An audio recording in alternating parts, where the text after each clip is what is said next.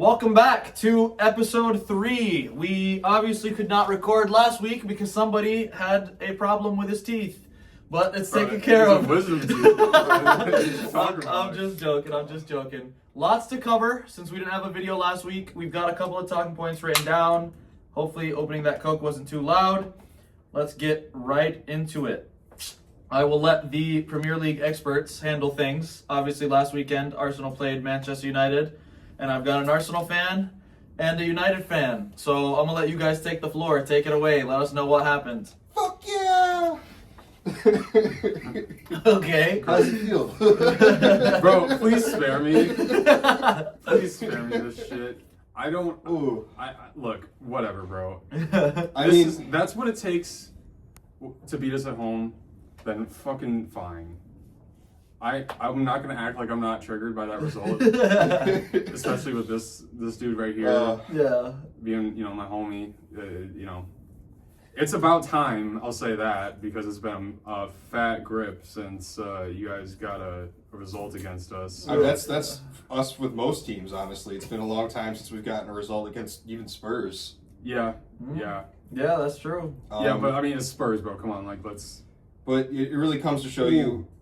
Go on. what Carrick's been doing with this United team. He's putting these players in a very simple formation where it's hard to get wrong. They're not overthinking. Yeah. They're comfortable. Yeah. They've developed these relationships between Bruno and Cunha. Yeah. And, we didn't go into that game scared. We went into that game with a lot of confidence coming off of beating, smoking Man City. That was embarrassing.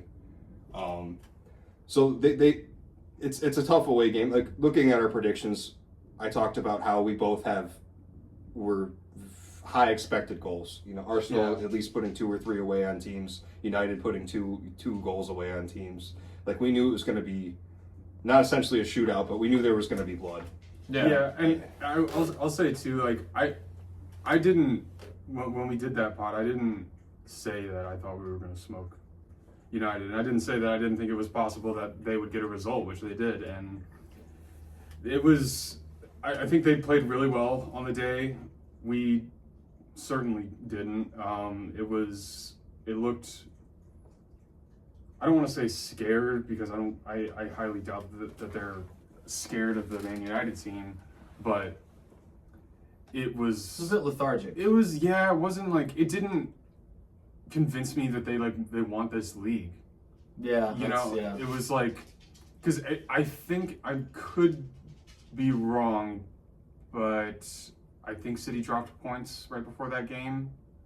I can check. I might be wrong, but the last couple of weeks with the Liverpool, the Forest game, maybe it was the Forest game where we didn't necessarily our lead wasn't cut by dropping points there. I think maybe City drew with Sunderland at that point, but the last couple of weeks in the Prem, it's been unconvincing to say the least. They had beaten Wolves 2-0 the day before. Yeah, so maybe it was the week before that, but still, I think it's partly City not pushing us so hard. Let's allow you guys to take your foot off the gas. Yeah, it's maybe they don't feel like Arteta doesn't feel like he needs to put light a fire under them. Isn't that crazy though, considering what happened all those years ago when Arsenal first went on that first title charge? Because you guys were up at one point by I think 9 points. Yeah, 8. I think it was 8 or 9, right? Yeah. And then it dropped off. Well, and I think it's a little bit of a different situation because how deep the squad is. That season, we lost Jesus and we lost Saliba for the second half. Yeah. And we didn't have anywhere near that level off the bench. Mm-hmm. So, that's more just that was kind of bound to happen in a way. Yeah. Whereas now, we have such strength, and I mean, we've had Saka out for a while, and he's out again now. Odegaard's been out for a while. Yep. A lot of players have been in and out. Gyökeres missed a month or 2. Yep. So, and we've had Gabriel and Saliba out for a while this season. So I think it's honestly really impressive where we're at, given all that. 100%. Yeah. But the squad was assembled for that reason. Yeah. Depth FC. No, it's you have to have it. You really have to compete in all competitions. You need it. Yeah, and it's really paying dividends right now, obviously, with where we're at in all 4 competitions. But as far as the game, I'm kind of, you know, a couple weeks on now, I'm kind of all right with it, just because it's like it's a couple of bangers. It's really that it's bangers, but it's also gifts. It is gifts, yeah, and even we can touch on the Zubamendi mistake as well for the first one. I'm not gonna like it's expected that I'm gonna come on here and shit on Zubamendi. He's one of the better signings of the season, and I'm not gonna put it past him. Yeah, he's been a baller. Both times he's played against United, he's not had his day. Yeah, I blame him for the second goal too, because he stopped playing. He didn't play till the whistle. It's like you call a handball on Dorgu, it didn't hit his hand. I'm like, I know what you want to think. You want to think that, like, as he was pulling his arm behind his back, he carried the ball with him, like, on the run, but it didn't. It hit his side, and his speed was cut in half. Like, it didn't, like, if he was carrying it with his arm, he would have kept running at his pace, but he didn't. It hit his side, and he cut his pace down in half, and Zubamendi was raising his hand. If he just kept playing, he could have stopped the shot. Yeah, possibly. But I mean, not even possibly, he would have. But regardless, it's a fantastic shot. And fair enough, you know. And we probably could have done better on the Cunha goal, late, you know, the late winner. I don't know about that one. I think that one I would leave more to like Jesus, like that just happens. Well, no, but if you watch it back, like we don't step to him at all. Well, it's because he found the space. Like it was a combination play that led him into space. It's like you can't really react to that. I'm trying to play it back in my head, so I'm not much help here. You can. I'm pretty convinced. You can watch it back. I'm pretty convinced somebody can step. You don't have to close him down, but get within. Put him off. Gabriel was blocking the shooting. No, he curled it around. He wasn't, man. I mean, yeah, it's a fantastic finish. I'm not taking away from it, but I'm just saying, can you get 5 yards closer? Like I'm pretty convinced if you go back and watch it, there's at least 10 yards between him and whoever's. From what I remember, there was a good chunk of space that he had. Yeah, you know, so like overall with the result, disappointing. But it's one we got to move on from. And Arteta did come out in the press afterwards and sent a message to the fans, to the players themselves, you know, to everybody around the club saying like, all right, look, like we're gonna move past this one, and we're gonna come out for the rest of the season and, you know, play with a intent to show that we want these trophies. I mean, you bounced back like really well. Like giving up 2 goals to Kairat is a bit crazy, but you got the job done, right? Leeds, you won 4-0 with a clean sheet. All due respect to Leeds, not the greatest, but you beat Chelsea, right? Well, Leeds have had a lot of they've been under good form. Yeah, they've been in good form. They've had good results against big clubs recently. 3 clean sheets out of your last 3 games. You dropped points against Sunderland last time and smoked them today. You know, so you bounced back pretty well. I feel like the Arsenal of maybe 2 years ago would have dropped points against that United game, and that would have had a negative knock-on effect. Yeah. You know, whereas this year it's like complete opposite. Like it's pushed you guys even more. Yeah, I do think, and I sometimes with Arteta I get a little annoyed when he comes out and says things like that, because it's like, okay, but show me. Yeah. You don't need to come out and say these things. Yeah, just do it. Just do it, dude. Like I'm gonna be upset about the result whether or not you come out and say that afterwards. So just please next time show me that something's different. Yeah. And like for the most part, it has been. It hasn't been like, oh yeah, like they're on it now. Like I'm expecting still a little bit more. Like the results have been good, performances have been pretty good, but you can argue that Arteta's been forced to make the right changes because of injuries. In a way, yeah. Like we were talking off camera before this, I kind of like the Havertz 10. And that's because Odegaard got a knock or something? Yeah, he's out. Yeah, he's out right now. Him and Saka are out, and I kind of like it. I mean, he hasn't been outstanding, but he has put up a couple goals, a couple assists, another assist today. Scored against Chelsea, which was, we'll get into that. It's crazy how that happened, and pointing at the badge and everything. Love it, but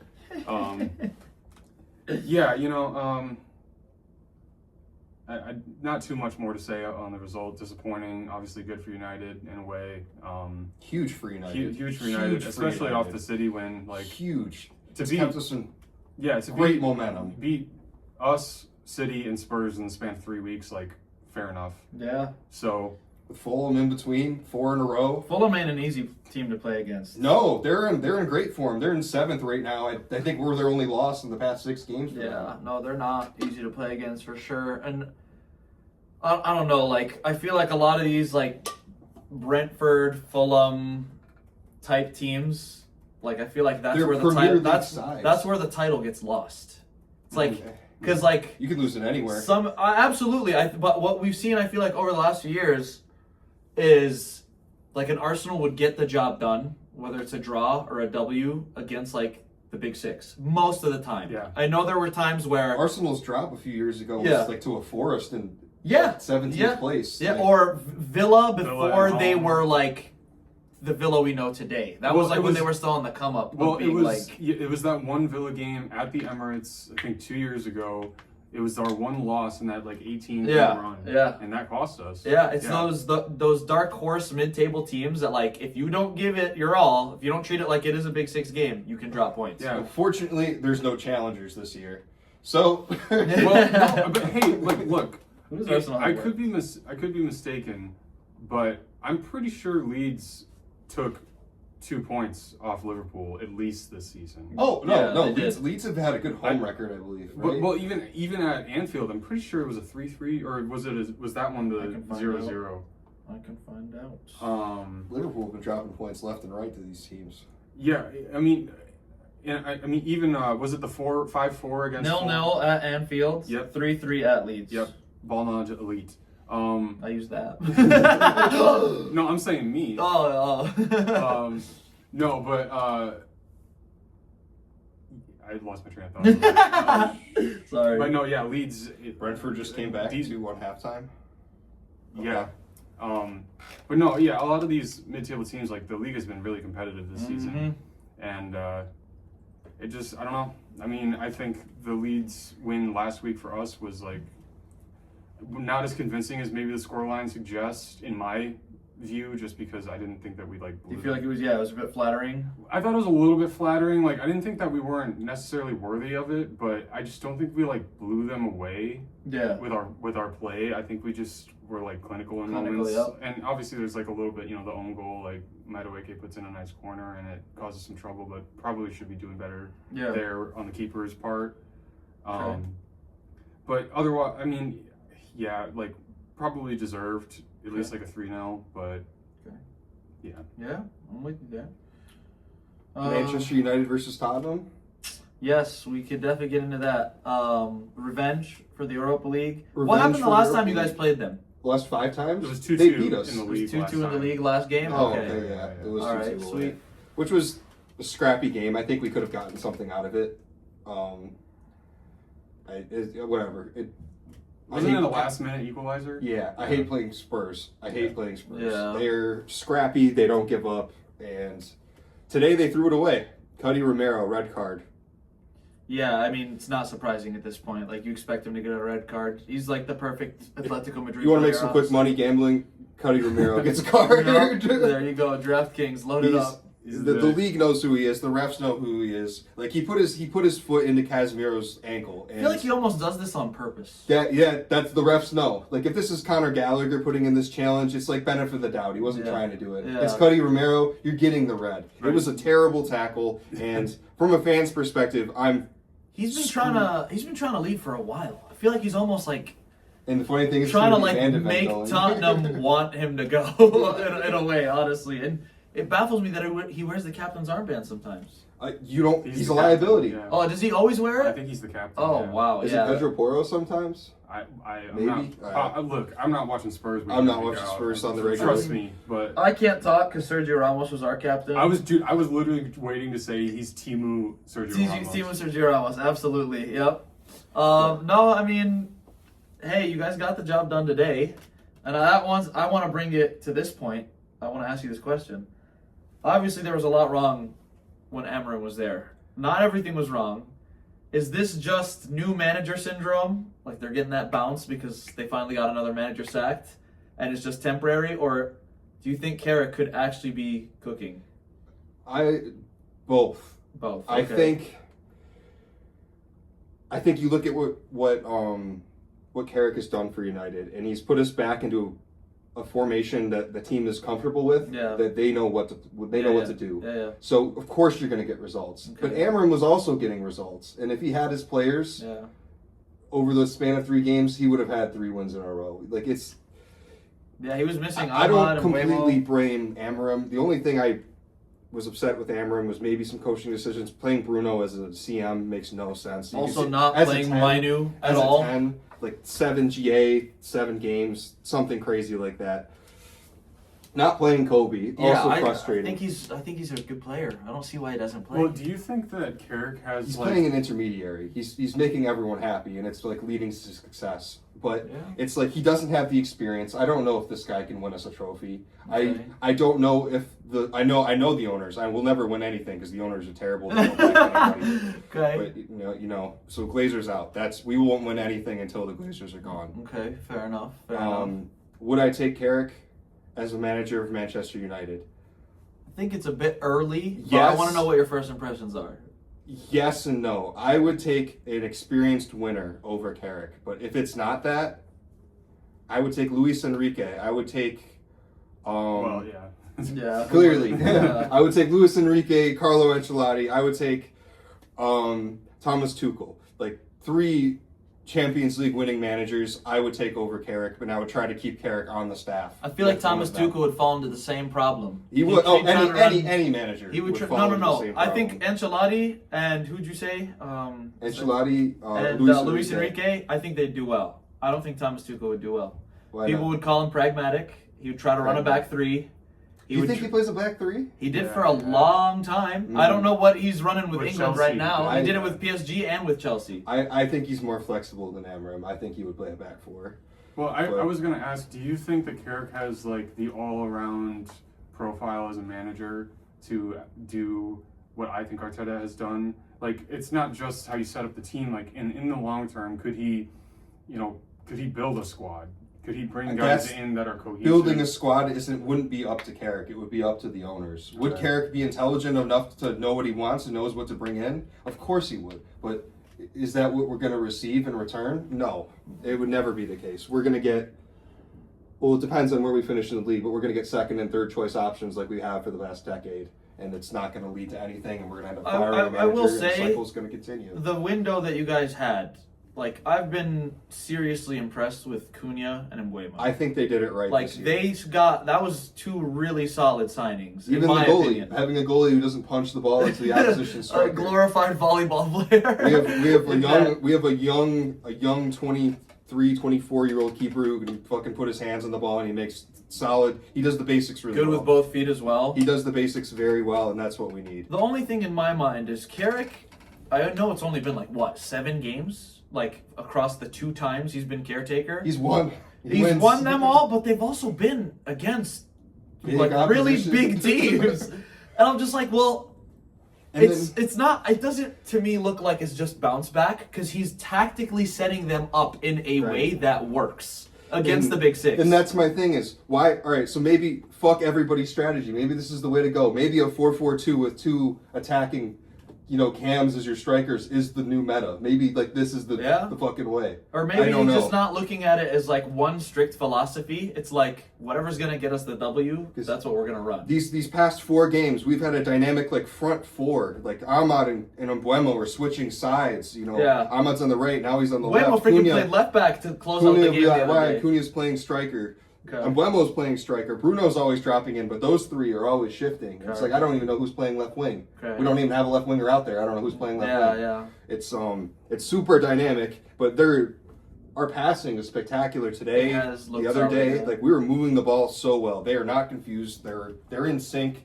The energy is super high in I think the formation at Old change Trafford helped especially. a lot, for sure. Well, that's what I thought with Amram too. I'm like, We didn't have a post-manager I bounce felt with like him. he was overcomplicating it. Yeah, he was. Like, Yeah, the absolutely. game is not like. I Amram- know we've been in a certain way with Pep for a long time now, where he's every single minute detail is so important, and I guess it is, but it's. Bro, sometimes just find the man, let him beat somebody, and get a shot off. Yeah, facts. Sometimes just hit the ball, man. Yeah. That's exactly what Dorgu and Cunha did against us. Just maybe hit the ball and see what happens. Yeah. It doesn't, Combine and take a chance. Yeah, Hit it and 1-2 inshallah. corners.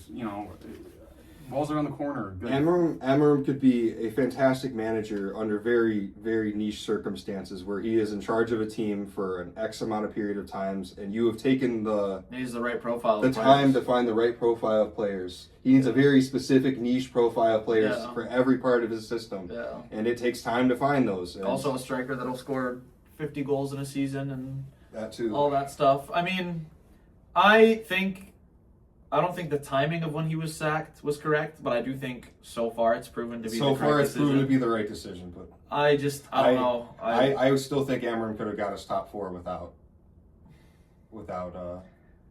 if we didn't hire Carrick, whatever. I feel like maybe one more window and he could have gotten top 4. But it's like you can't give a manager in today's game that many transfer windows. It's like, dude, you got to get it done. Which is so bullshit. 2 or 3 or 4. Like, that's just how it is. Arsenal I don't like that it's that way. The fruits of Arsenal's labor, giving Arteta so much time. It paid off? This is what it pays off. Yeah, but even when he started, and even when we were 8th and 5th, like, there was a progression. Yeah. There was no progression under Amarim.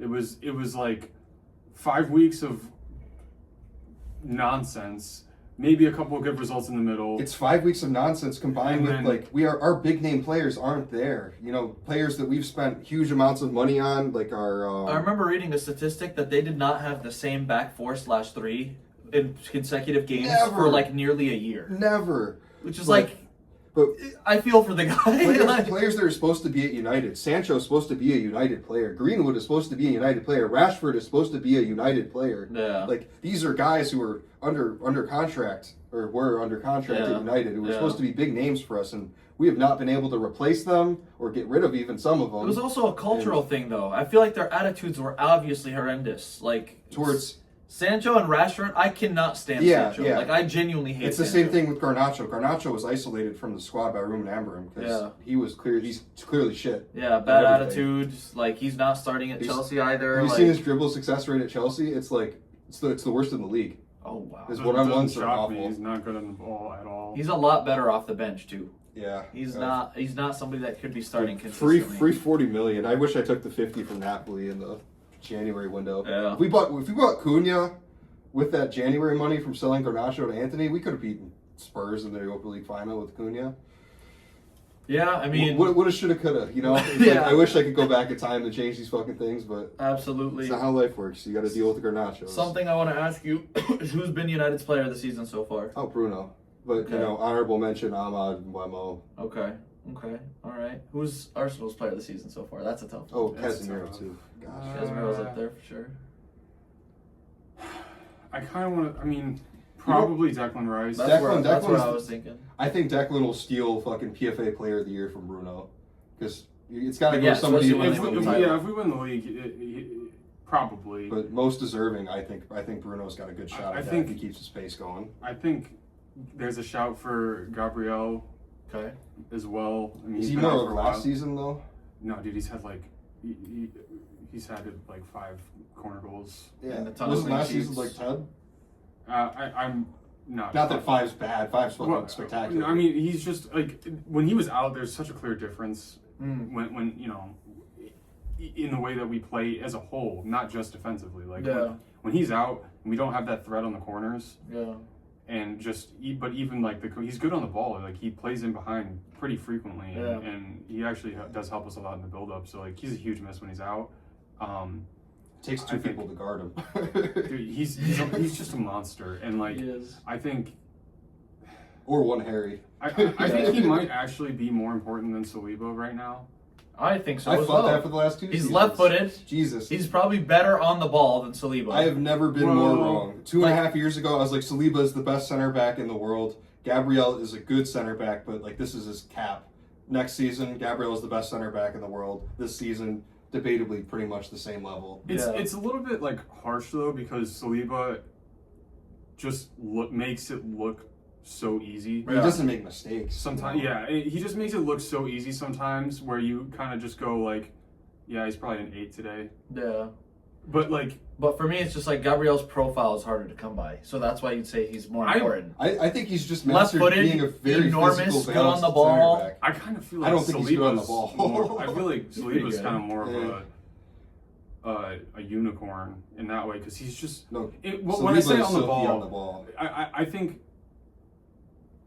Gabriel's probably a little better He's penetrating the lines and playing in behind, and finding people and distributing. Yeah. But Saliba sometimes just like literally cuts dudes up and just drives into midfield and relieves pressure in a different way. Yeah. Where it's like they have different strengths, but I think all in all, right now, if I had to have one of them out, I'd probably say Saliba. Okay. Just because Gabriel gives us so much attacking as well. Yeah, and you've got tons of right footers that could come in. Yeah, I mean, we have do a job. Mascara, Ben White could come in. Yep. Timber could come in. Okay. So, yeah, but player of the year, probably Rice. Okay, Rice. I think he dominates the midfield. He's I wouldn't so even good. be mad if he gets it over Bruno because I know Declan's such a valuable piece to that midfield this team. 100 mil, but worth every penny. Oh, Worth dude. every penny. Worth every penny. That's a bargain. 100 mil. Yeah, he's been honestly Not ridiculous. that I fucking want any other midfielders to cost 100 million. Please stop fucking overpricing midfielders. PSG ruined football. Our top performing wingers were 60 million. Why is a midfielder 100? I mean, he's playing in a pivot role. It's probably the most important role in the modern game. Besides the forward, obviously. But who knows? I hate the transfer market and all that stuff as well. Caicedo 100 mil. Jesus Christ. Declan 100 mil. Enzo. Enzo 100 mil. Like it's all Chelsea's Mudryk. fault. I saw that It's all Enzo. Chelsea's fault. It's all Chelsea. I saw that Enzo was linked with Real Madrid, and if that happens, there is a very, very solid chance I buy a Barca shirt and become a Barca fan. Like I will. No, Mudryk's never coming back. I'm pretty sure his ban just got No, extended. he's talking about. I'm talking about Enzo. Oh, Enzo's he's been linked to playing Madrid. very well. I do not want that guy at Madrid. He's got 8 goals. He could have 50. I do not want that guy at Madrid. I do not like Enzo He's been at playing all. more of a cam too. I do not want him anywhere near Madrid. I'm gonna keep it real.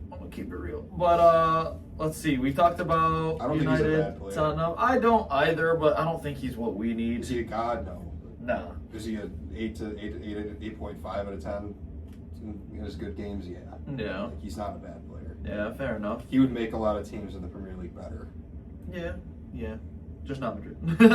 Would he? Nah, I don't know. I don't think He he doesn't makes us make better. Madrid I don't better. think anyone makes us better. Like, because there's just no getting better. Who's We're the sort of weakest? terrible. Who's the weakest link in your midfield right now?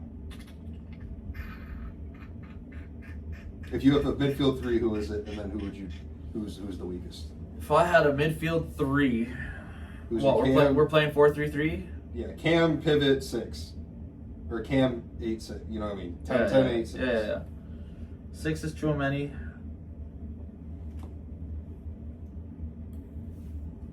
8 is Bellingham. 8's Bellingham. Yes, because Goulet I would put at the 10. All right, I think Because Goulet has his through balls and balls into the final third and chance creation you're gonna hate has this. been some of the best in the world. You're gonna hate this. What? I think Enzo takes Gouler's spot or Jude's spot in that. No in shot. that 3. No way. I There's think no he chance. does. In Enzo's Enzo form could right not now, lick the bottom of either player's boots. I disagree. No, Enzo could not. He would not do even a fourth of what Bellingham could do, or Goulet. Goulet's numbers in terms of getting the ball forward and creating opportunities have been unreal. Like, there's a reason why Mbappe's goal scoring is the best of his career. Because Tchouaméni, Goulet is feeding him. Enzo, and Jude as a 10 would be a better midfield. Nah. And I think fucking Tchouaméni's not even as good as Caicedo. I agree with that, actually. I think, At least I this think season. Chelsea's midfield 3 with like even Palmer at the 10. I think is better than Bellingham's. Caicedo's been better than Tchouaméni. Bellingham can never play as a 10 for us again because him and Mbappe get in each other's way. If you dropped He- to Chelsea, he won't midfield crash in in the Real box. Madrid, you would be better. No way. I agree. I think so. No, I can't. Caicedo, Enzo. Caicedo's better than Tchouaméni this year. Enzo would not fucking even make this fucking Palmer bench. just got a hat trick today. He got a bullshit hat trick, but he got a hat trick. Nah, Yeah, I think Cole Palmer would come in and do a better job It's than two anyone we pens, have. man. It's 2 really awful pens too. It's 2 pens that are not pens. No, they are pens. They're just like the stupidest pens. Like the center back should never be doing that. It's like the first one, Pedro's dribbling away from the goal, and the dude just fucking like stabs at his ankle, and of course he's gonna fall inside the box, and it is a foul. Yeah. And the other one, Soft. Pedro's kind of just like leisurely taking the ball, and I think the center back like thinks he's outside the box, or he is at the time, and he just pushes him in the back, and he's like just walks into the box, and Just jeez, silly it's bad. silly fouls. I mean, It's Wolves. really stupid fouls. There's a reason Wolves are going down, Oh. unfortunately. That's Who when I was it switched that to gave up the Arsenal. second one? Who gave up the second penalty? A Is it Wolves who I player? think it is? I know. I'm trying to think of. I don't remember his That could name. be yours. I don't know. Let's see. I'd be making shit up. I don't watch Wolves. Was it? No, never mind. It wasn't even him. It's not the same player. All right. It could have been a midfielder. Where is my next time boy? Okay, I'm trying to go in order here. EFL Cup final. Arsenal City. They don't have the center back, Gahey. Yeah, You guys I are don't gonna crush understand. them. I don't understand. I don't know. I don't think it's that simple. I think it is. But all out offense, destroy them. But what have you seen us go all out offense this season? You should. Even once. No, yeah, sure. But are we going to? Like, Yeah, especially not against City. Your defense is better. Your offense is on par. it clearly doesn't matter to Arteta. Like the way we play, it's not. That just And if there's doesn't any team happen. you don't go all out attack on, it's City. Like, if you give them that much space. That fair. I don't think United were shy against City too Yeah, much. but I don't think you were all out attack like all. But it looked like that according to our chances. But I think that's more like you just were in their face and like pressing. And very them direct crazy. as well. Yeah, very direct. Like I don't think you were just like. I mean, yeah, you know, don't get me wrong, you battered them, but it wasn't just like Klopp, like we're just gonna fly at you. Yeah. You know, up and down the pitch. Like it was just a really. You cannot be scared to go against a Kuzanov. You know, I mean, like they don't have it. That's not what he's. That's not what he's. Their right back is a midfielder. I mean, you're also forgetting it's a final. Like, if you go guns blazing against the team that's won the EFL Cup 7 times in the last 10 years, like, things won't go well if you just go out there full send, in my opinion. I think they don't need to change the game plan. Like, if it isn't broke, don't fix it. Mm-hmm. Play a little bit choppy. Did you beat City this year? No. No, they tied. Guns a-blazing. Go. Dude, this is like such a. I mean, it's just not where we're at right now. Like we need a trophy. Have an attacking 10, whether it's Mikel back from injury or Havertz. He won't be back. He's gonna have surgery. He's not coming back. Okay, all right. If it ain't broke, don't fix it. 10. Fucking Saka gonna be healthy. Maybe. I don't Saka starting. I would still do Gyökeres because he's in form. He looks good today. He looked really good today. I was so excited for him. Left wing Trossard. Okay. I really don't. It's not that simple. Yeah, I don't think so either. Your back line doesn't matter because it's going to be better than City's no matter what. Yeah. Let me ask you. You beat them twice in cup finals in the last like 2-3 years. One in Carabao, one FA Cup. We beat them before the final of we beat Newcastle for the Carabao. I think. Right, but you know, in the final, I think it was the FA Cup. You beat them. Yes. Like I promise you, if you go back and watch that game, you guys did not go and like Yeah, blow you didn't them get in away. their face. It was like a 1-0. Oh, it was scrappy for sure. And Yeah. I mean, we don't have. This is going to be Arteta's second final, first in That was 6 against a treble years. winning City side. Yeah. First in 6 years, like this is not the time to now drop what we've been doing, drop what's gotten us this far, and try to ask these guys to do something uncomfortable That they haven't done all season Yeah, long. like this is the time where this is 100% a mental game. Yeah. You're gonna have to step up. It's gonna be a fine margins game where I'm expecting, a couple last-ditch tackles from Saliba and Gabriel, keeping Holland out, or maybe Mamrouche. Just sticking to what's worked all year. Yeah, but like just play to your strength, man. Because if you do, I think that gives Is that you a the goddamn best. bobcat? Where? What? I'm sorry, a dog. Commercial break. Sorry. Wherever We're you talking were. about cup finals against City. Yeah. So, I don't think it's a game where we need to throw our whole playbook out the window. It's a game where I want us to do what we've done this season and be hard to break down for sure. I expect Saliba and Gabriel to get a hold of Holland and kind of shut him out of the game, as they usually are pretty successful in doing. Yep. And yeah, I mean, like you said, like they do have a very weakened back line, so that's more where I'm looking at Saka, Trossard on the other wing. Maybe it's a game for an Eze to get on the ball in some half spaces and overload the outside backs, especially like Nunez playing on the right, who's not naturally a right back. Mm-hmm. Get in those pockets, and some of that combination play we saw today against Sunderland, where they were making it tough for us at home. Can you play those intricate passes, those quick 1-2s, quick thinking around the box and break them down that way.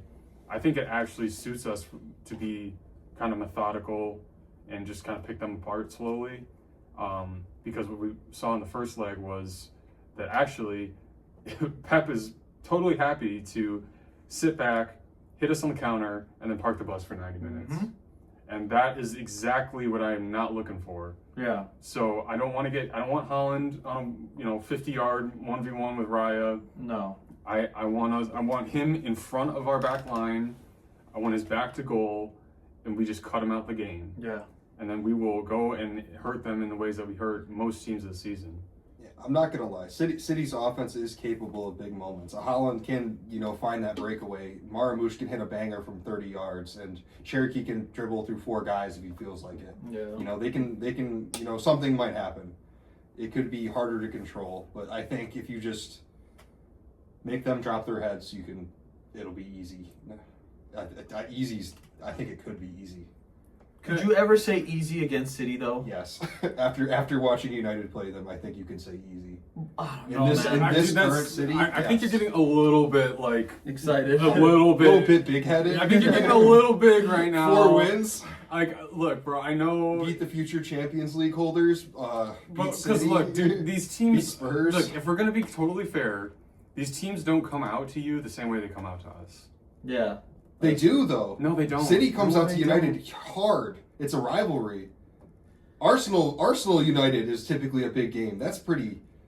I'm saying overall, teams don't come out to you the way they come out to us. Yeah, I think that's a valid point. Teams come out to you expecting to lose, and they'll play more defensively. Exactly, that's my point. That's why we're perfect in the Champions League, because everybody needs a result. Mm-hmm. Yeah. And you have to go for it. And this is a So final where when they need a result. You're gonna win. Yeah, but to get their But result. that would go against City though. Like if City comes out full guns blazing, it's playing right into Arsenal's hands. Like that's what Arsenal wants. The space is in behind. Make it choppy, make it look ugly. Get a flick on from Havertz, get a flick on from Marino, whoever it is, and just find the spaces. If Arsenal goes, they're giving City that chance. What you're saying is kind of counterintuitive to how I'm thinking about it, because when I think about teams that give City so much fucking problems, it's Spurs. Spurs always give fucking City so much fucking problems. It's because they're so sporadic and they go for it. And Okay. Yeah, but that's what I'm saying. City always control and they never attack. If That's what I'm saying. So- City so- doesn't respect them. So Spurs would never work against Arsenal because Arsenal are the fucking anti-Spurs. They contain Spurs and they're just so much better quality. Arsenal will always beat a Spurs team. City will never play like that. They're going to play contained. But I think if Arsenal do put their foot forward and play more, not more like Spurs, obviously, but more of that kind of front foot forward, you will get a result out of City. They bleed. I feel as though Pep looking at Tottenham, there's a reason why they always drop points against Tottenham. It's because, like he said, they don't respect Tottenham. They definitely let when I watch these games, they let their foot off the gas. When they play you guys, it's different. They're still giving it their all because it's a derby, but United still finds a way to get the results, right? Every time I've seen United get a result, it's been a 4-4-2, hybrid 4-2-4, mid-block, no space in the middle. The second City makes a mistake, go as fast as you can. I think that's what's given Arsenal a lot of success as well. Let the record show we've only been playing a 4-2-4 for 5 games. Well, no, but even when Ten Hag beat them in that cup final, it was the exact same thing. He played He played Bruno at a 9. He was a false 9. Yeah, and they tucked in the wingers. They clogged the middle. They won the ball and they hit them where it hurts. They did clog the middle. You know what I'm saying? And I'm like, that's been working for Arsenal for most of the year. It's they're hard to get through in the middle. And yeah, and I know you got the big result recently, and it hasn't been entirely one-sided in the last couple of years between you and City, but they have little broed you guys pretty heavy a couple of times. Yeah, but we're also a shit fucking club. But I'm just saying, it's yeah, they come out to you different, but it also they batter you sometimes. Well, they were gods 2 years ago. Yeah. But City, they don't come out to us the same way. Liverpool doesn't come out to us the same way. No team in the league treats a game against Manchester United the same as they treat a game against Arsenal. Or Liverpool from a few years ago. Or Liverpool. City from a few years it's ago. not. Yeah. It's that treble winning City side, that false treble winning City side a couple of years ago is probably the best recorded team in history. Or up there. I think it's the best Premier League team in history. Best Premier League team in history. I was thinking that this morning. I think that City treble winning team is the best Despite Premier that League they side have ever. 115 financial Charges, violations yeah. to achieve that. But It's my actually thing with that is 120. like the players and the manager that were there won it. That 115 charges, like It's not on them. it's not on them. Like they didn't ask to be part of a weird thing. They just showed up, played football, and won. For the record, it's actually more than 115. It's like 120 something. But the 115. Let's please not. Let's please not. Ooh, left foot. It's been years. Let's just drop it. Yeah, they're never gonna get charged. It's pointless. Like they're never ever gonna get like actually punished. All right, All where right. are we at now? Your punishment is Gareth Southgate has to coach them for the next Okay, 10 now years. we're waffling. Now we're waffling. Now we're waffling. What do we? Let's get a score prediction for the EFL Cup final. We've already talked about the ins and outs of tactics and how teams get set up. What do you think the final score is going to be? 3-1 Arsenal. Okay.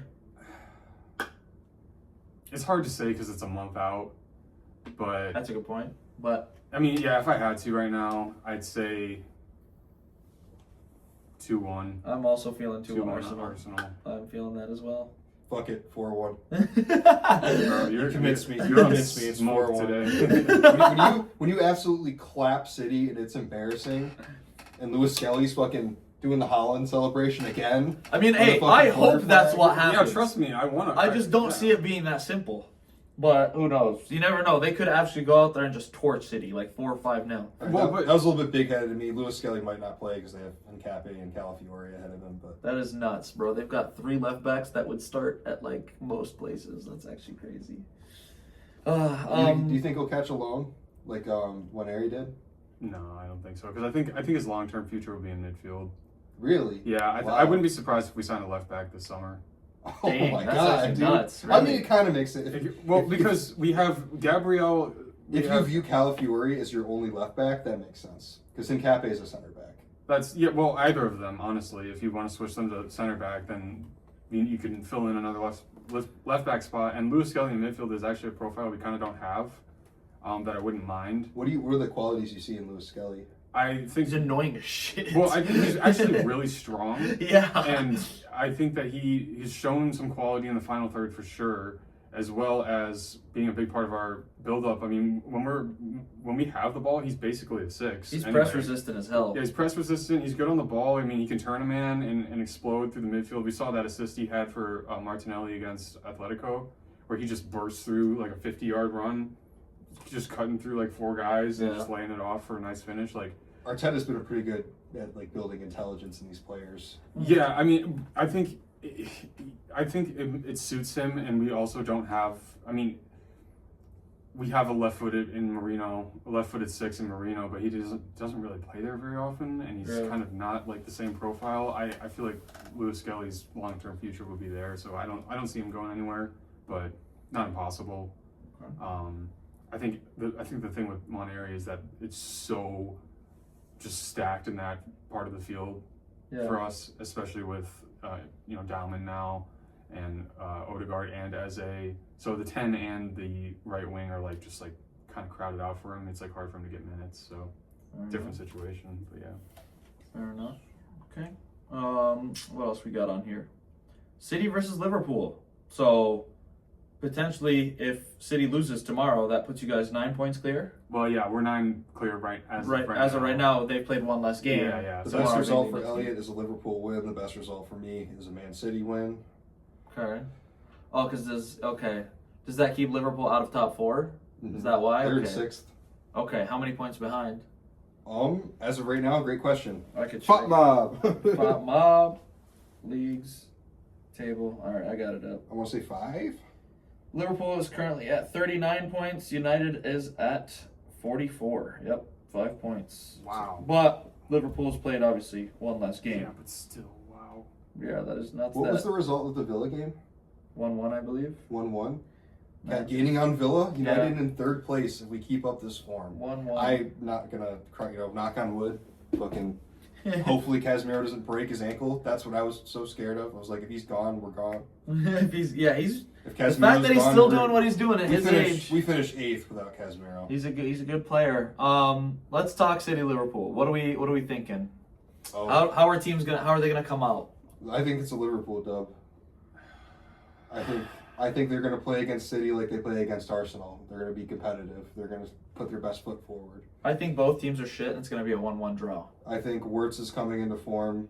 Being non-biased, I think Wirtz is coming into form a little bit. He's starting to show that he's shiftier than we give him credit for. He's got quite a few GA in his last few games, I will say. I think Dominic Zoboslai's been their player of the season. He could be a difference maker. For sure. I think he might have to play right back, though. Yeah.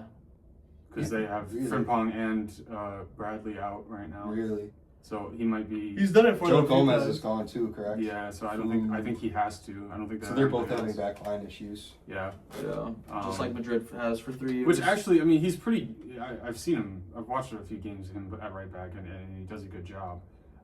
So. And they have an abundance of midfielders. But it's going to take away from their midfield 100%. He's so physical and he runs the game in midfield that it's going to take away. He's also everywhere. Like he has an engine for sure. Yeah. So I mean, I'm sure we'll see him on the ball tomorrow, and he'll be getting into advanced areas out of the right back position. But it's going to be a weird dynamic for sure.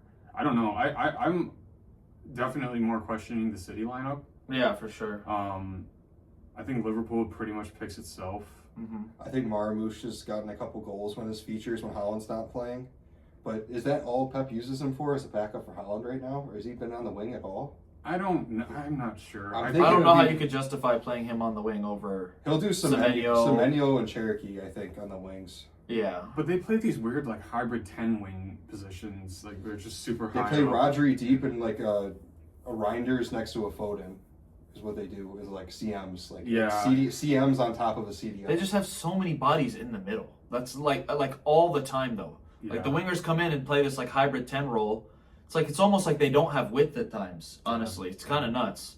The question I want to ask is, if you're Liverpool, lineup aside, what are you coming out to do in this game? Obviously the goal's to win, but like how are you going about it? Where are you targeting City? Where are you? Because I would love to see a Liverpool win. That just helps Arsenal, even though I'm not an Arsenal fan. Mind the gap. That's a good question. I think if you give them too much time and too much respect, I'm not saying go out guns a-blazing. Yeah. But I think you definitely want to cause some chaos and you want to, cause some uncomfortability. Okay. I think you want to play not so much on the counter, but is play pretty direct towards and target Ekitike. Yeah. Against those, I'm not sure. Makeshift back line. Yeah, the makeshift back line. I think you want to.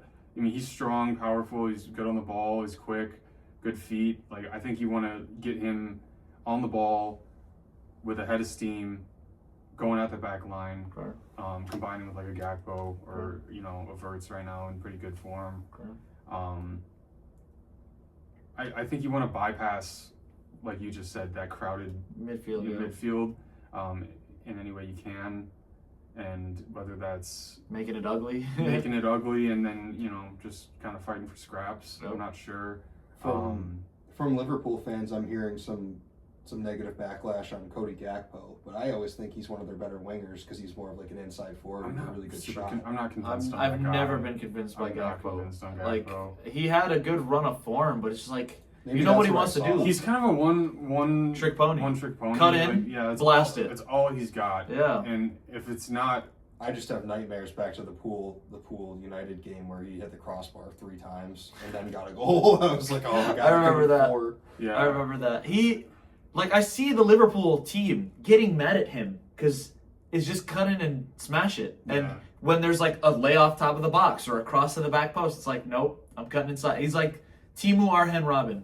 But you know what he's gonna do, but he's stoppable on his day. Yeah. He's you know what he's gonna do, and it still doesn't work. Right? I don't know. He's an okay player. He's had good spells of form for them. But I'm not too convinced by him. I think them letting Luis Diaz leave was genuinely criminal. Mistake, genuinely criminal. Huge mistake. It's a bit silly. But what I want to get now is, if you're Liverpool, let's let Nick do this one. If you're Liverpool, what are you looking to get out of the game? Like, what do you? Or sorry, if you're City, my bad, because he did Liverpool. How are you trying to go about this game? Well, if I'm City, Pep's livid with his players right now. Yeah. After that fucking result with Spurs, yeah. They dominated them in the first half and they turned off. Yeah. They stopped playing. Yep. I don't think this City team is together.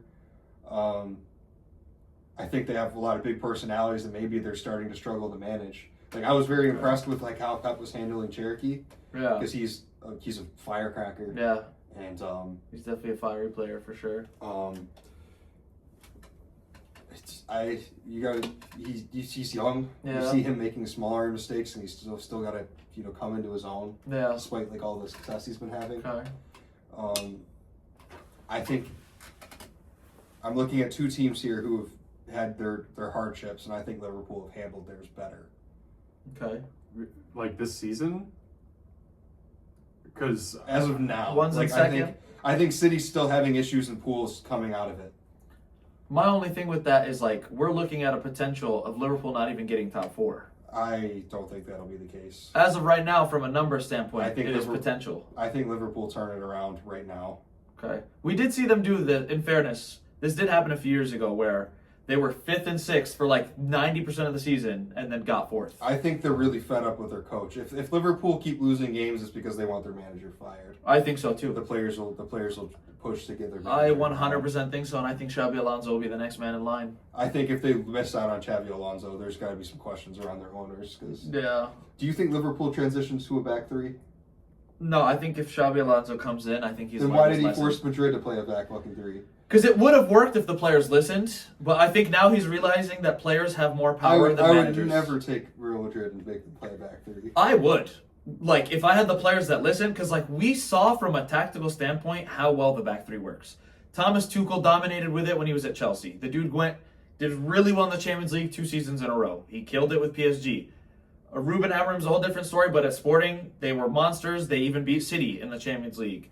Antonio Conte he's won the Serie A with 3 different clubs. Maybe using a back three. Maybe it's just not for United. I will always have a sour taste in my mouth for using that formation for so long. It's not for a lot of clubs from a cultural standpoint because of like heritage and tradition. Like Madrid has used the back four since the dawn of time. Definitely not in United's DNA. Yeah, I don't think it's in Madrid's DNA. It's not. It's not in Liverpool's DNA. Yeah, I'm 100% with you there, but what I'm saying is from a tactical sense, I almost feel as if it's the superior system in the modern game. It's just teams aren't willing to do it. The niche players to make it could be a great system. Absolutely. The last Chelsea team to win the Prem was an Antonio Conte 3-4-3 with 2 really good wingbacks. They were shit in any other system, but they were very good as wingbacks in that Chelsea 3-4-3, and they won the Prem. Who was it on the right? What was his name? I think he was from Nigeria. I know. I just look at other systems and I'm like, these just work. Yeah, I mean, the 4-3-3, 4-2-3-1, they'll work anywhere. The Dembele cam, or the Dembele striker, I'm in love with the false 9, I'm so sick of strikers, dude. I'm not. I'm praying for one as a Madrid fan. And rather than Mbappe, who just sits at the top of the box like, can you just run to the back post, please? I'm praying for a striker, bro. All this false 9 bullshit. Get that out of here, bro. Give me a man that's going to run to the back post and fucking tap the ball in, please. The Pedros, the Dembeles, the Pedros, the Cunhas, the Buemos, they are doing so well. It is a definitely cool archetype of player, but I would walk through a bed of nails and molten lava. I'd crawl to just have a traditional 9 at Madrid.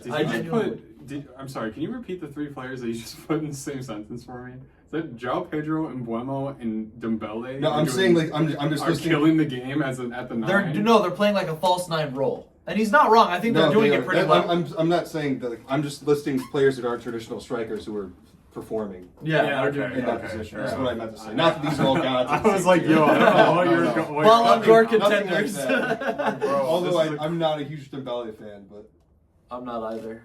Well, I'm just glad he won the Ballon d'Or over Lamine Yamal because that would have been crazy. And pretty soon you want Saka to be this 9. I think he could do a decent job in central areas. I think it'd be really interesting because Saka can hold off guys. And I think he'd do all right there. Also, his feet and dribbling is fantastic. Where was I? I completely lost my train of thought. I don't know. Xabi Alonso at Liverpool maybe could work. City Pool. All right, let's get. We do a lot of going all over the place, but it's okay. It's good talking points. We have fun. What's your score prediction? 2-1 Liverpool. Okay. I think it's gonna be 1-0. To who? Liverpool. Okay, I think it's gonna be 1-1. I think it's gonna be a draw. Okay. I'll be so pissed if this game is boring. I know it's going to be, but let's do a unanimous combined 11. Let's go over it together. Goalkeeper. Donnarumma. Donnarumma. It's got to be Donnarumma. Over Alisson? Yes. Okay. Donnarumma will Yeah, single-handedly yeah, win you a game. Yeah. Right, as he did against Arsenal in that second Semifinal, leg. yeah, Yep. semifinal. I've seen Donnarumma make some great saves. Yeah, he's an absolute animal. Left back, I think it's got to be Nico O'Reilly. He's been a baller for them there. I'm not gonna lie. I would go with And I'm not picking Kirkes Kirkes. Yeah, he's. You know, I'm not picking Kirkes. I would put Aït-Nouri. I'm not convinced Nico O'Reilly's He's better barely than played Aït-Nouri. though. I think he's coming back now. He is. I think he was playing like fucking left wing or something for a second. Yeah, don't know but what I I think just as saw. of right now, it's got to be O'Reilly until Okay. Nori gets the All minutes right. in his All right, leg. that's fair enough. Okay, But center Aït-Nouri's a backs. great left back. Van Dijk's been not great. Kanate's been not great. City doesn't have a left-sided center back. Gahey. I think it's even though he just joined. I think based off Well, of like Liverpool wanted him. Yeah, so. yeah. No, I know. I'm still saying I think it should be Gahey. still. I think for the fuck you to Liverpool, I'm gonna go Gahey. Okay, right-sided didn't center sign back. Is Konate fit? He is. He's just scored actually. And Konate. Yeah, I mean, yeah. City I'm doesn't fine have with a that. player to put up. Diaz is out. Guardiola's out. I think Diaz is back actually. But has he been playing? I think he played the other day. Yeah. Did he? I think he played against Newcastle. Fuck mob. Font Mob comes to the rescue. Imagine we get a Font Mob sponsor. That'd be wild. Let's see. City Newcastle lineup. Fuck No, mob he did again, not. please. Oh, but Ake got subbed out. Who came on? It was not Diaz. Maybe it was Diaz. No, it was not Diaz. Okay, I'm cool with Konate. We fine with that's Konate. fine, yeah.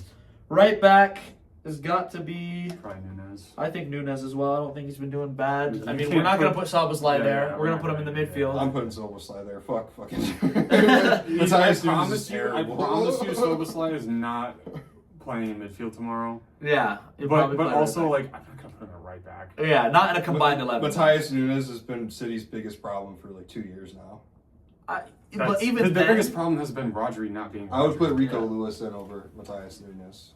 really, I don't think he's been playing that well. he hasn't. No, I think, and I don't think he's kind of like a Lewis Skelly. He's inverted. He's not, like a he's center not a right mid. back either. None of these guys are right backs. Yeah, no. So they're all being. let's just say forced. Nunez and move on Fuck. from it. Dude, Yeah. this is such a shit team. What are we playing? 4-3-3. Yeah, with three in midfield and Pivot. All right, Rodri's washed. He hasn't been playing well at all this season. Yeah, I got sent off It was against a holding Mono. Gravenberg. Good I think performance it'd be the other day. Gravenberg. He's been reliable all season for the most part. 8 between Reinders. Over Szoboszlai. No, Zoboszlai is my 10. Okay, I'm not mad at that. I think Reinders has been doing well. yeah. I mean, if we're saying for like an 8, I could. Yeah. I Yeah. mean, McAllister hasn't really been Like, playing it's very McAllister well. or Reinders? He hasn't been playing very well this Yeah, season. I'd say Reinders. Probably Reinders. Okay. Szoboszlai 10. Over Foden. Well, Who's had a good over season. Foden and Cherky. Turkey's been playing Cherky's mostly a wide. right wing. He's been playing right wing. Is he really? Okay. Yeah. Uh, Because he's straight away my He right can wing. play a cam and he comes in like a cam. I don't really view Soboslai as a 10, but I do. if you want him in the team, I could see that. Yeah. I'd say he's more of an 8, but like I'm fine with I playing think- him as a 10 because I think everyone else has been shit. But That's there's why, nothing that's, convincing. That's Yeah. why McAllister was because McAllister was a 10 and he was forced to play the Deeper. 8 because of Zoboszlai's signing. Let's see. left Wing. It's definitely not Gakpo.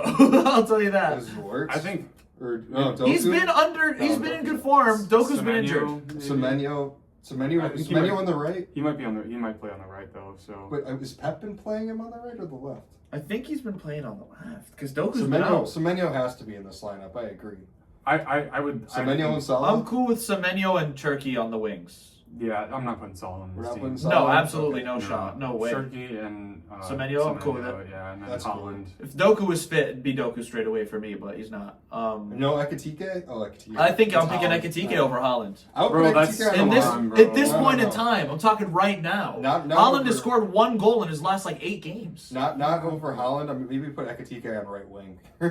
Nah, guys, I'm making this lineup based off of this second. This second. I'm picking Ekitike over Holland. I'm picking If Holland. it's like in general, Holland. I'm going with him. Just- Okay, I I'm mean, going yeah, Holland. fine. He's just been in bad form lately, like, Yeah, okay. you know. It's just mad at me. But hey, man, I'm a Just Madrid mad, fan. yeah. I would do anything to have Holland in my team right now. All right, that's our combined 11. We gave up our score predictions. Where are we gonna go next? I want to talk about Chelsea for a bit.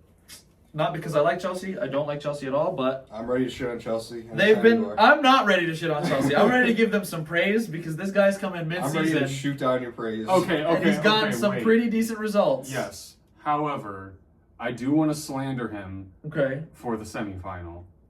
Why? I'm interested in this. This is the worst manager I've ever fucking seen. He lines up his teams so weirdly and his players bail him out. I want to slander him for the semifinal. I know they've had some good results outside of that. Okay. But first of all, you lose home and away to Arsenal. I mean, 90% of teams are losing home and away to Arsenal. I don't care. I don't care. They are our bitch right now. Okay. They haven't beaten us in like 11 games. Yeah. That's a crazy stat. But everyone is that to you right now. We are that to you right now. No. Okay, look. They clawed their way back into the first leg of the semifinal. Okay. Did fairly well, I guess. I mean, it was kind of fortunate, honestly, with those 2 Garnacho goals. But fine. You know what? At home, you try to claw it back. You come to our place within 1 goal. See what can happen. Okay.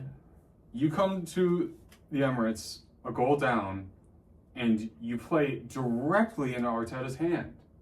They don't come at us whatsoever. He puts Delap on the right wing.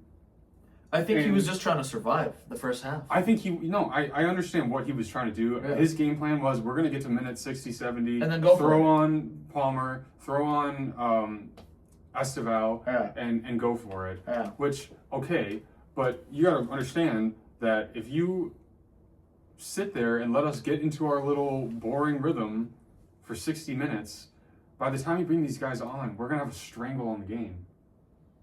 And it's not that we were blowing them away, but they were never going to hurt us, even when they brought on those 2 players, because we figured them out for the first 60 minutes. We know that they really don't have anything. I mean, yeah, you brought on Esteval, but you really don't have much quality up front. But is that on the manager? Because I think his game plan was the right thing. I think it's survive. You're playing at the Emirates, where literally maybe one team has won in over a year. I could be wrong on that. And you do your best to survive. You go for it in the 60th. You bring on your better players. Because like I'm looking here on FOTMob, Chelsea had 56% of the ball, which I know possession doesn't really mean much. At the end of the day, Arsenal won. But both teams had 2 shots on target. It could have just been, like if Havertz doesn't score that 97th minute winner, and Chelsea puts away one of those 2 shots, and Arsenal also had 2 shots, the game plan works. He just didn't have the players that put it away. Well, okay, The worst the 90 minutes of my life. reason that it was a horrible watch. But Oh yeah, it was boring for horrible sure. watch. But okay, part of the reason I want to slander him is because of his antics surrounding the game. Man age. Because first of all, how's your touch, mate? I don't know if you saw that. Yeah, I did see it. Oh, Yeah. that was bad. Second of all, It was second of bad. all, yelling at our players Did you see- did you during see- halftime. The because- cameraman was right on him, and he decides to fucking use the cameraman to Yeah, yell bro, at the guys please warming up spare for me, the bro. shot. You're aging man right now. You're aging man. You're man aging age. man Giving right head to now. coach. I love it. I love it. Please spare me this like bravado where I don't know where this He's is got to coming prove from. himself. Everyone thinks he's soft. He gets shit from everyone. I don't- He's got to prove himself. It's like, bro, please respect. I think he's trying to do a Jose Mourinho. This to dude's show- not even picking his own. He's lineups. trying to aura farm, and it's not working. It's just like, bro. But he's But- getting good but- results. Yeah, okay, fine. But yeah, I want to slander that performance because even when you bring those players on, they do nothing. Like they were Okay. never gonna hurt us. We were never worried. I mean, it was a horrible watch, and It was I pretty mean, boring. because of the PTSD, I'm sitting there thinking, yeah, I mean, this could change. Yeah. But there was really nothing in that moment that was convincing me that we were gonna not go through. Okay. So, also Havertz scoring on their head tops, pointing at the badge. You know, haha. Love the banter. I love it. It was perfect that it was him. We didn't need that goal. Game's already done, but fair enough. Cool. Walks around Sanchez. But yeah, I think he's probably a decent manager. I don't think it's going to be his fault if it doesn't work out because it's the board. Yeah. Um, Yeah. But Hey, I just- did you remember that Havertz won a Champions League at Chelsea?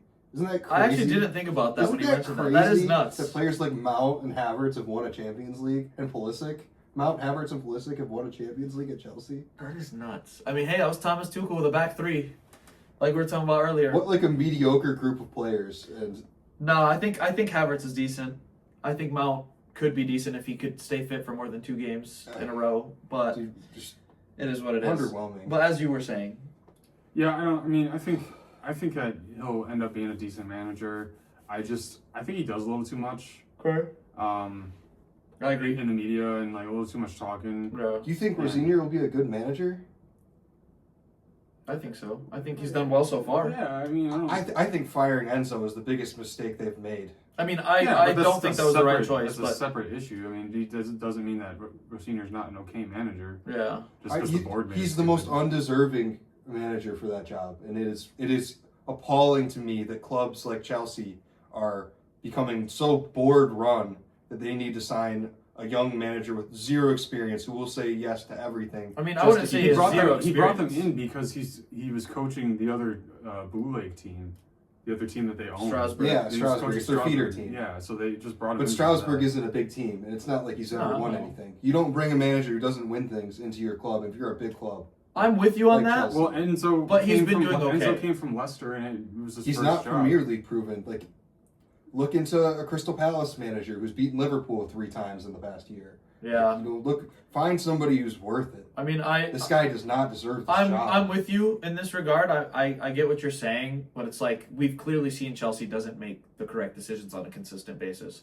Now, who knows? Maybe this guy could go on and do really well. He's done well so far, but as we've seen with Chelsea in the last few years, they're up and down. You never know. They could be competing on a really high front and then in the relegation zone the next season. About 6 weeks ago, they were 3 points behind us, and now it's like 14. Yeah. So. So you never know what's going on with Chelsea, but I get what you mean. If I'm a Premier League club that's just sacked my manager, I'm looking at Oliver Glasner from Crystal Palace. I'm looking at Eddie Howe from Newcastle.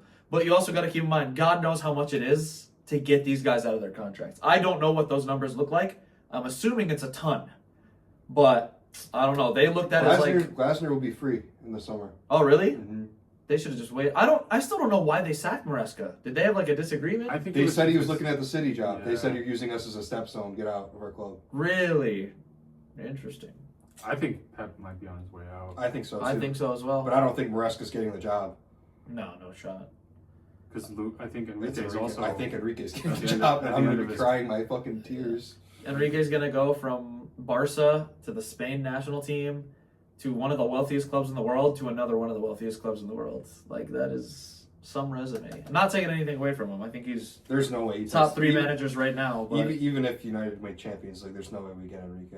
no, the only way you get an Enrique is if it's not the Glazers in charge. If we didn't treat Amorim how we did, maybe there would be a chance. But he's seen how we treat our managers now. He's seen that they don't get backed. And yeah, like I hate to say it, but in some instances, you almost got to give the manager like damn near full control. You know what I'm saying? And Like that's close to how full Tuchel control. will run his team. He will have Yeah. demands, and Yep. you need to meet them. Yep. And it's just like if you back them, if you back these elite guys that have shown they could win, like that. Like you think Pep doesn't run like 90% of the show Do at you know? City? Do you know we lose? He absolutely does.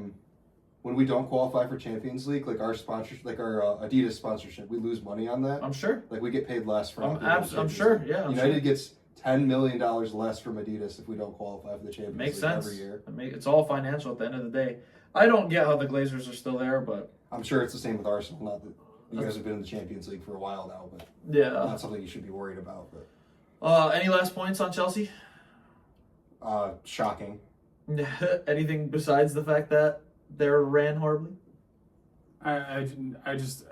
They're gonna No matter what they do week to week, it's just going to be the same thing. They're never going to. With this ownership, I'm convinced that they're never going to get out of this Their back lines. purgatory. What Chelsea's only saving grace is that their owners aren't afraid to scrap their entire back line and buy 4 new center backs.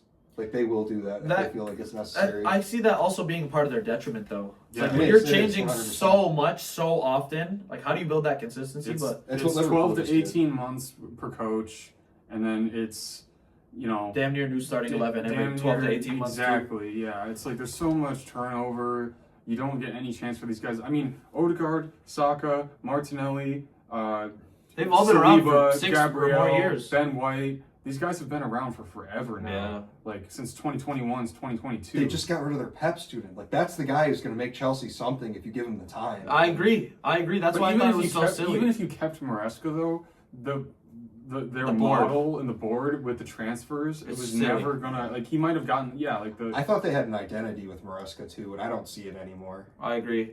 Well, I think the board is looking at it as purely like, we'll keep the fans happy by consistently being in, like, or trying to be in the top 4 area and then making the last 8 of Champions League or something like that. And then we're just going to use this as a moneymaker. They're not looking to win titles. exactly. They're looking to just run a business, right? So I agree with you. Under this ownership, I don't see Chelsea moving forward, in all honesty. Yeah, and I mean they might win. They're not going to win any majors. They might win an FA or EFL here and there. Or those But Mickey Mouse Mickey Club Mouse World Cup. Cup. Yeah. United's owners don't care if we win things; they care about making money. Yep. Same Right thing. now, we're Well, not guess even what? making That's money. a pretty good way to make money. It looks that way, It's to unfortunately, win at things. Madrid now. What a finish, man. But United makes money regardless if we win or not. That is the true. thing. They're that big of a name, for sure. I wouldn't. Chelsea's nowhere near that The strike. Glazers notice when our merchandise stops selling. That's the thing they care Facts. about. I swear they have like the charts on their computers up at all times. But hey, let's move past Chelsea. Let's wrap things up with a little bit of Madrid talk. Madrid obviously losing to Benfica 4-2. I hate my life. And then barely beating Rayo Vallecano, who's in 17th, should I add. The They're in special 17th. And we had 9 men. Or sorry, they had 9 men. Granted, one of those red cards was like in the dying moments of the game. But from the 80th minute, they had a player sent off. And at home, we barely beat them. Yeah. Is Rodrigo out the next couple games? He's injured and suspended in Champions League. So he would have been, even if he wasn't suspended, he's injured. Because he swore at the ref. He said some crazy shit, so he got suspended for 2 games. But this is the thing. It's like, we don't have the mentality to compete. It's like, how are we not beating Rayo Vallecano, who have 10 men from the 80th minute and then 9 men for the last like 3-4 minutes of the match? We're barely beating them 2-1. They're in 17th in La Liga. We're playing at home. We're losing to Benfica. We're probably going to get knocked. I don't think we go through. You don't think you beat Benfica? I don't think we beat Benfica. We haven't shown that we deserve to beat Benfica. They scored 4 against us. They could have scored 8. Like, that's not an exaggeration, by the way. Like, they were that much better than we were. I don't know. And I don't know, man. And we play at their place, and then we play at the Bernabeu. Jose's the fucking man, but I don't think he can do it over 2 legs. I think they can, because, and I don't, you know what I think it is? I don't think it's that Benfica can do it over 2 legs. I think it's that we're incapable of just giving them a fight. Like, we're like essentially gifting them the win. This Madrid team has no fight, no passion, no nothing. Bellingham's out with a hamstring injury. Rodrigo's suspended. Vinny's in terrible form. He'll play 1 good game and then have 11 stinkers in a row. And he just recently used up his good game card, so he's going to have 11 stinkers in a row.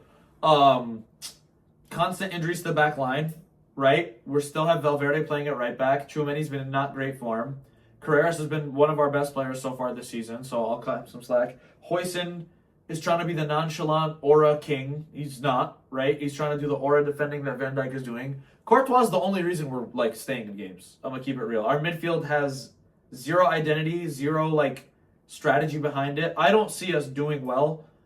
My thoughts are like a little erratic right now because this is all having to come back to me, and I've talked about it on the Blancos podcast page, but like, I don't see us competing on any fronts. Like, we're 1 point behind Barca in La Liga. There's no shot we win La Liga. I don't care if it's 1 point.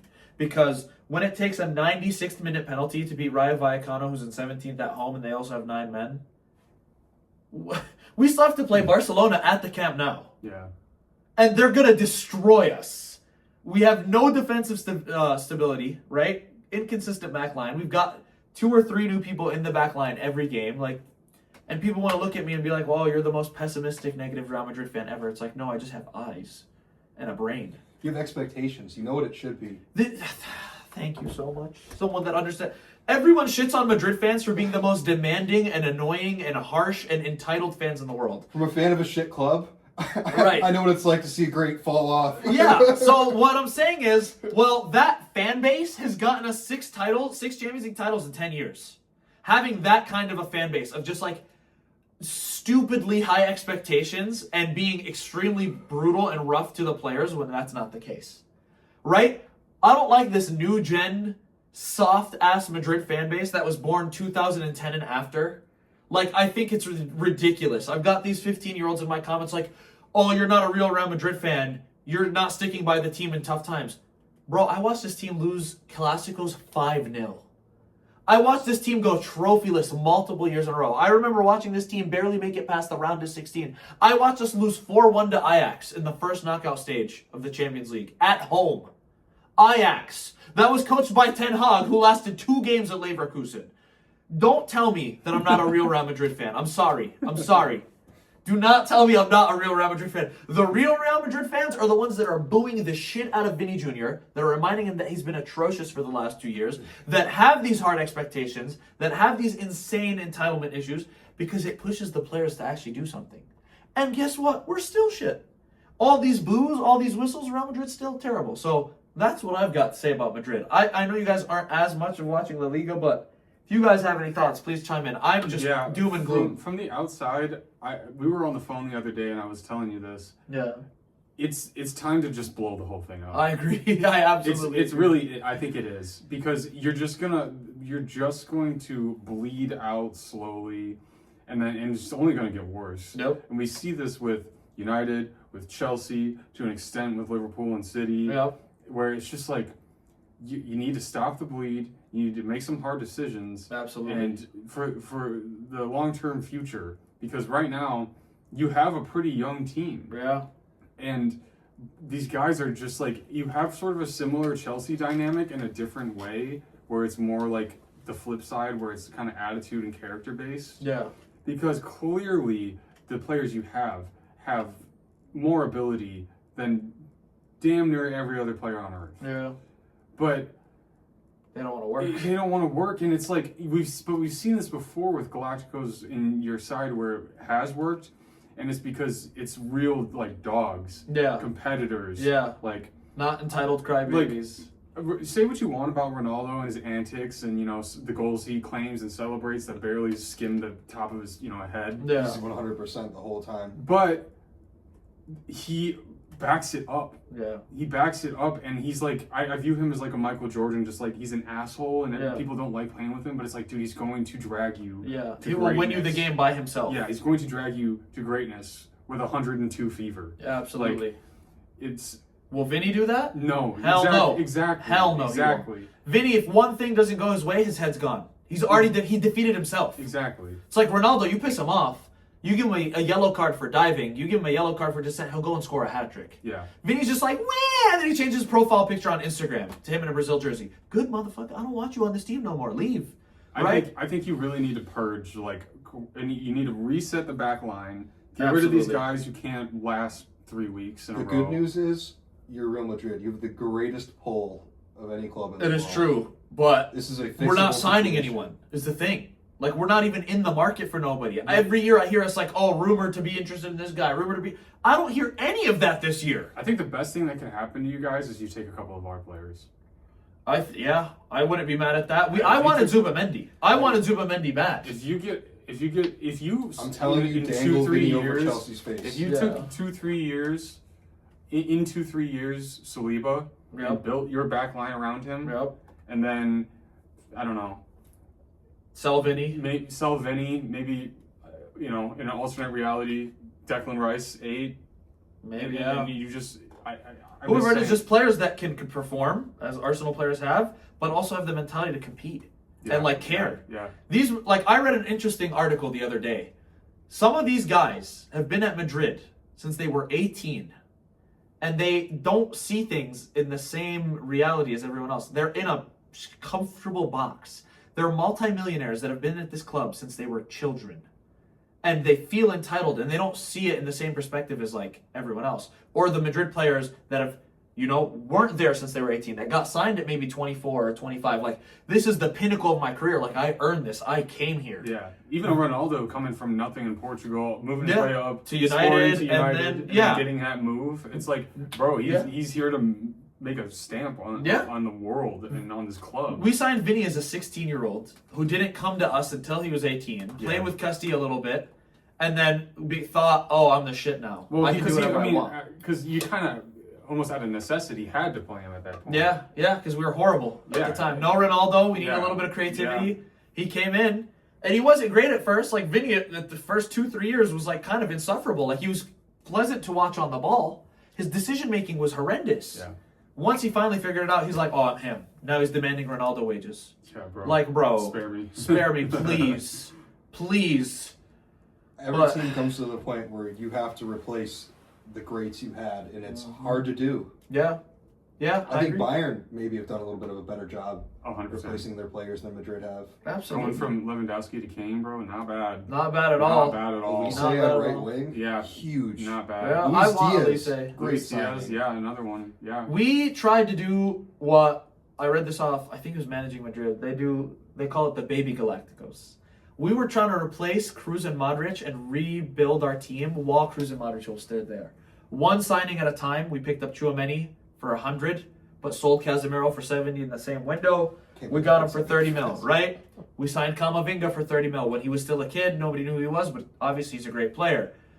We picked up Bellingham for 100 mil, right? We were signing one midfielder a window. First it was Camavinga, then it was Tchouaméni, then it was Bellingham, right?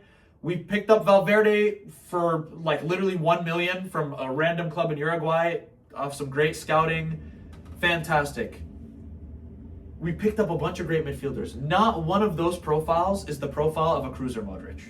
Yeah. Right? Not one. It's like, cool, we picked up these great players. They're all really good players, but none of them are the profile that's helped conduct and orchestrate our midfield and helped us control games for the better part of a decade. How many times have you played Tchouaméni, Valverde, and Bellingham? Not as often as we should. But even That would be what I would spam every week. even then, there's no orchestrator, which is why I think Yeah. Goulet has to be in the side. You know what that He's the closest thing to those two. Yeah, that midfield. I don't know what Goulet is. Goulet is a Mesut Ozil that is not Mesut Ozil. Like, the guy sees passes that no one fucking else in our team does. I think Goulet is too young. No, to be in the I'm Madrid telling you, side. he's been killing it, man. He started the season off like flying colors. He hasn't been as great lately, but I think that's because we haven't been as great lately. Like, that midfield of Tchouaméni, Valverde, and Bellingham, do you know what their role is? To win the ball back. It's a team of athletes. Not taking anything away from them, from their ability as players. I still think Bellingham can orchestrate and do all that stuff better than 90% of players. But we're not using him in that role because we've got two players in a front three that do absolutely nothing. They do nothing off the ball. That's where your problems lie. So Bellingham went from a box crashing 10 that was getting 20 plus goals a season, 10, 15 assists a season, to a guy that's just having to do the dirty work for two guys that don't want to run it all. Right? This is why, like, Bellingham can no longer play that 10 role because Mbappe is in front of him. And he's not letting Mbappe come into those spaces. Mbappe's not letting Bellingham come into those central spaces in advanced areas. Yeah. And when we're off the ball, Mbappe's doing nothing, Vinny's doing nothing. He's having to track back and defend for two guys. So is Valverde. That's why Valverde's in, week out. That's why Tchouaméni's week in, week out, right? Like, do I think our season would be substantially better if Carvajal was at right back and Valverde was in the midfield? Yes, because then we've got two engines that are able to pick up for that slack a little bit better. But right now, we've got Goulet, who's helping extremely on the offensive side of things, not necessarily on the defensive side of things when Vinny and Mbappe do zero defending. We've got Tchouaméni, who's doing his job. He hasn't been as great the last few weeks, but for the most part, he's been one of our better players, right? And then Bellingham doing 9 different roles. Like, Bellingham's biggest downfall is the fact that he's an 8 out of 10 at everything. Yeah. So he's being asked to do everything. And it's like taking away, like last year, people were saying he's shit. He finished the season with 15 goals and 15 assists. How many midfielders are we looking at in the modern game getting 15 goals and 15 assists? Can somebody name 3? Palmer, but he hasn't done it in 2 years. Okay. So let's not put Palmer then if he hasn't done it within the last 2 years. Yeah. Anyone else? Bruno, maybe. Anyone else? No. Exactly. Declan Rice gets like maybe 7 and 7. You can't compare Premier League players to La Liga players. But, like, even then, with La Liga, with Prem, no one's doing it. Our stats mean something different. Nobody's doing it in the Prem either, though. No one's doing it in the Prem, and nobody else in La Liga is doing it. People are telling me Pedri's the best midfielder of all time already. I'm joking. That's an exaggeration. But is he really putting up these numbers? Yes, the only he can thing do I've it. ever seen from Pedri is a press crook. resistant. Yeah, he can keep the ball. Fantastic. I can name What 30 else does players he that are do? press resistant. I can name 30 fucking Lewis players that Skelly. are He doesn't have the Lewis ability. Skelly can do what Pedri does. Danny said, listen, I'm not taking anything away from the fucking bastard. He's a good player. He's a great player. He's elegant on the ball. He's nice to watch. Rodri can do that. Fabian Ruiz can do that. Danny Ceballos can do that. do fidget spin turns, do La Croqueta past one or two guys, and then pass the ball sideways. I can name 50 players that can do that. I don't see 50 players that can do that, but that can also get you 15 goals and 15 assists in a season. Which is why if you look at me and you tell me Pedri's better than Bellingham, you're a moron. Do not watch any of these videos ever again. Like, I'm sorry.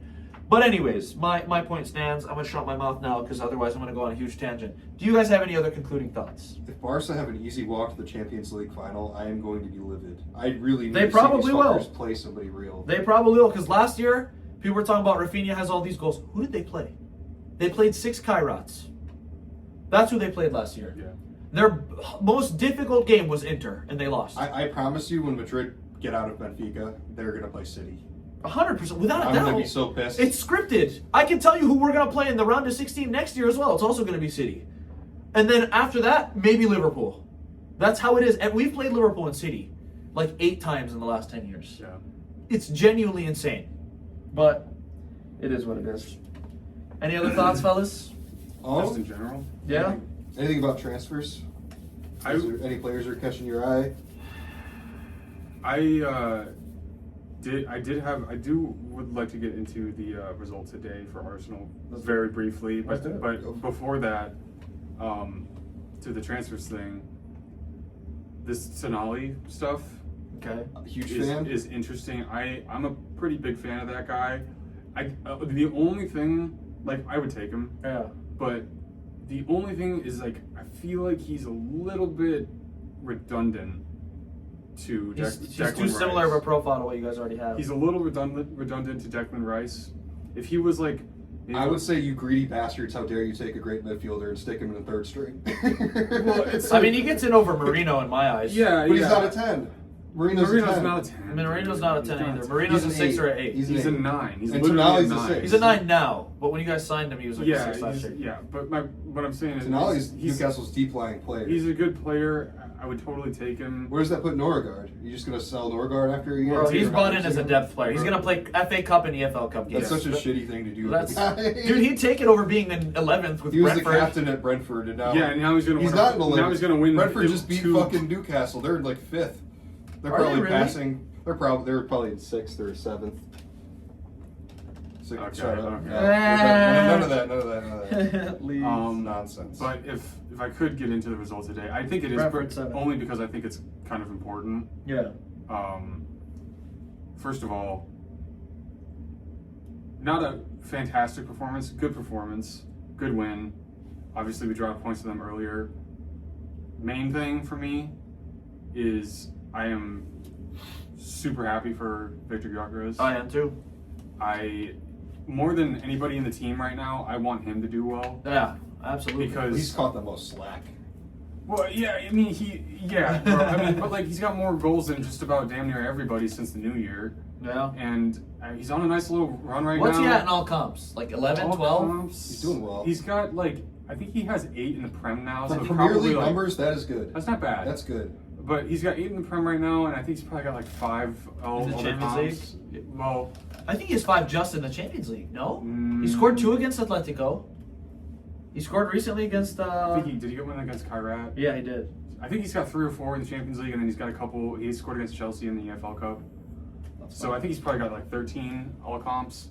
But he's heating up at a good time for sure, especially at a time where we have Jesus as well to back him up, so he hopefully won't get burnt out, as well as Kai Havertz. So like today, he comes off the bench for 30 minutes and bags a brace, like Yeah. perfect. He has dude. 12 in all comps. Perfect. Like I really want to see that. It makes me feel a lot better in terms of like, you know, what do we have that's going to get us over the line. Yeah. So I think today was a huge result to put it to 9 points, put the pressure on City even more. I mean, it's going to be a tough game tomorrow regardless. Yeah, but for sure. even more now, like you have to get a result if you're City. Yeah. Because if you don't, right now, and there's another sort of broader thing I want to get into with us, but we're on a nice little, in terms of the upcoming schedule, we're on a nice little run where like we can kind of just get a nice groove going in the Prem. There's no Champions League for us until March. I wish we were in that Yeah, situation. dude, like that's You got really 2 games. nice. No You get a Champions. big break. Yeah, I think we only have. I'm kind of upset An that FA all the Cup Premier League game. teams have that gap. And I'm like, I need these guys to be weak. Drop, yeah. I think right now, I think for the next like 5 weeks, all we have is Prem games and then like one FA Cup game. That's sick. And we don't really have too many big games like coming up. The City's in April. Okay. So we got a couple like mid-table teams where like all I want right now for the next 5 weeks is exactly what we got today. If I'm him, I'm playing some second stringers. Well, I'm resting. I'm giving Declan Rice a break. Well, yeah, but sure. You can't drop points, but Well, yeah, we can't be dropping points. You need to make sure guys who you're going to need later down the road are healthy. Like Saka needs to be healthy for these bigger Yeah, games. well, and he's out right now. Odegaard's out right now. Timber was like kind of shaky, but he played today, so I think he'll be okay. But like, yeah, just like right now is a good time for Madueke to come in and get some minutes. Yep. Guys need to heat up.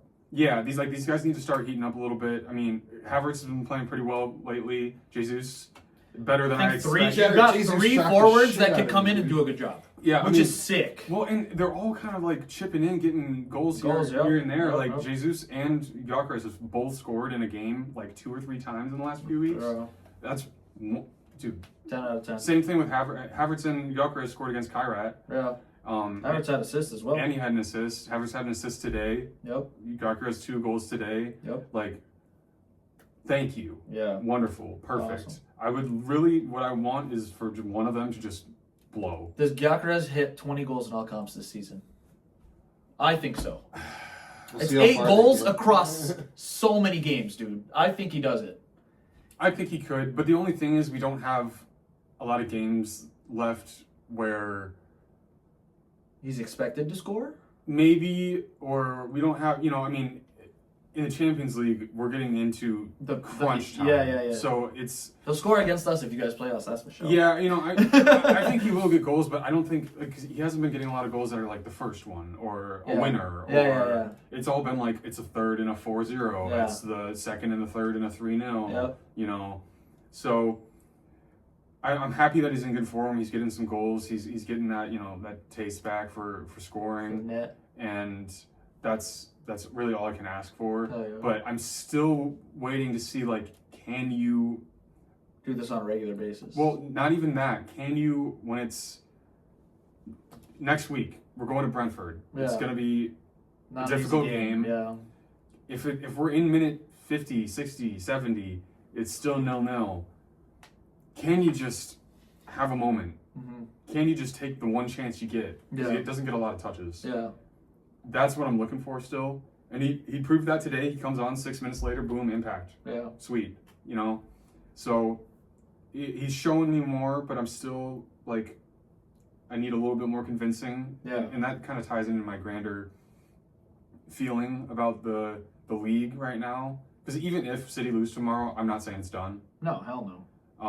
But like it kind of speaks to the whole season for me about Arsenal. It's like, can you just give me like a 5% more to make me be like, yeah, dude, like I see it. Yeah, I think I think this is the closest it's been to saying, yeah, it's done, just because of how injury hit and in bad form City are. Yeah. You know what I'm I saying? agree. I just don't think there's a contender. I call it wraps now. I think it is wraps. I don't want to say it because I'm not trying to get clowned on the internet, but I mean, I predicted it at the beginning of the yeah, season. I did too. I thought this was Arsenal's I year. made for my sure. list. It's confirmed. Yep. It's in a notebook somewhere. It's in a notebook. Any concluding thoughts from you, Nick? I still want to make some comments about like rumors, transfers, players Sure. that maybe caught your eye. Two players that were caught in interviews talking about United. Rafa Leao was asked about Bruno Fernandes in kind of a way that kind of slandered United. He's like, how is it playing with Bruno for the international team? And the impact that he's had at United. And he's like, he made a statement, like not just about, because the question was about Bruno. Yeah. But he made an extra comment about United. He's Yeah. like, United's a big club. They'll be back to where they need to be. Something in that esque. Like a positive compliment about United, knowing they need a left winger in the summer. Maybe that's something he would be open to, like a move if we had Champions League. He's a cool good player. Thank you. Not my first choice. Would I take him in a heartbeat? Of course. Yeah. Second player, links with Michael Carrick. After Michael Carrick got the job, they asked him about it. Would you want to stay long? Morgan Rogers. Morgan Rogers had Michael the Carrick fellow at guy, Middlesbrough, and he's very fond. So he had a lot of really nice things to say about Michael Carrick.